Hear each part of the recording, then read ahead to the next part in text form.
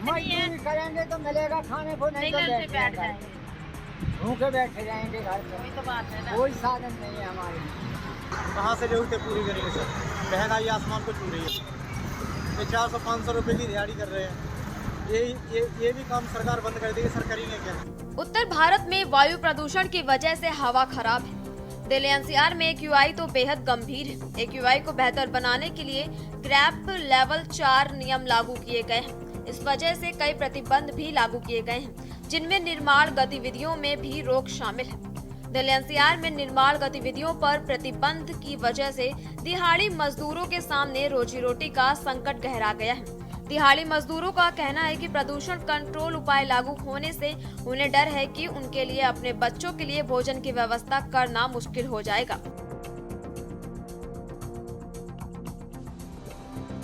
हमारी रोजी रोटी कैसे चलेगी फिर? हमें 350 रुपये मिलते हैं, इसमें हमारे बच्चे कैसे पलेंगे?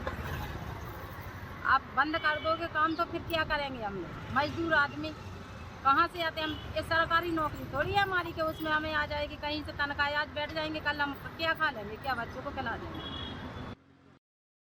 कहाँ से तो पैसे ले आएंगे, कहाँ से बचाएंगे, कहाँ से बच्चों को खिलाएंगे? मजदूरी का धंधा है हमारा, कोई नौकरी थोड़ी है हमारी। सरकार से क्या उम्मीद रखते हैं कि क्या इसमें आप लोगों के लिए क्या करा जाए? क्या करा जाए? सब साधन लगा जाए हमारे लिए, मजदूरों के लिए। कमाते कमाते बुढ़े हो गए, अभी तक पूरा नहीं पड़ा हमारा। मेरा सवाल यही है कि सर जैसे गरीब मजदूर आदमी है, अगर एक सरकार काम बंद कर दी, खाएगा क्या बेचारा? रोज कमाने वाला रोज खाने वाला, बीवी बच्चे हैं, उसके हर चीज़ है, फैमिली है, सर पे किसी का कर्जा है, मेरे भी सर पे कर्जा है। कहाँ से जरूरतें पूरी करेंगे सर? महंगाई आसमान को छू रही है। ये 400-500 रुपये की दिहाड़ी कर रहे हैं। ये भी काम सरकार बंद कर देगी, सर करेंगे क्या? कोई दो वक्त की है ना रोटी भी दे के राजी नहीं है। ये राशन की दुकान पे अगर राशन लेने जाओ ना तो कहते तुम्हारा यहाँ नहीं मिलता है, वहाँ मिलता है। वही पूरे दिन धक्के खाते रहो।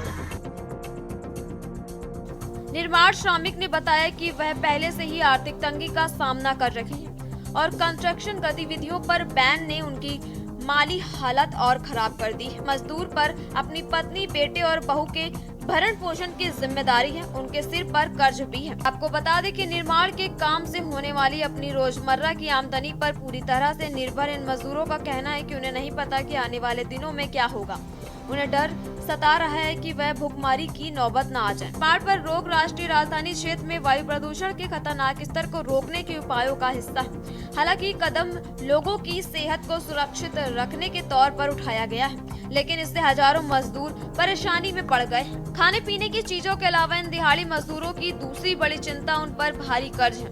खास तौर से साहूकारों से उधार लिए गए पैसों की उन्हें भारी कीमत चुकानी पड़ती है। मजदूरी नहीं करेंगे तो खाएंगे कहाँ से? कर्जा भी देना है, तुम्हारा लिया है तो तुम छोड़ोगे थोड़ी। कितना कर्जा है बाबूलाल जी आप पर? कर्जा तो सर हो 2-3 लाख रुपया। मेरे पे 2.5-3 लाख रुपए होंगे सर, क्योंकि अभी है ना मेरे दादाजी की तबीयत खराब हो गई थी तो उसे इस वजह से कर्जा लिया था और कुछ फिर एक भाई की शादी करी है, इस वजह से सर 2.5-3 लाख रुपए कैश हो रहा है। 3 रुपये सैकड़े पे ब्याज पर।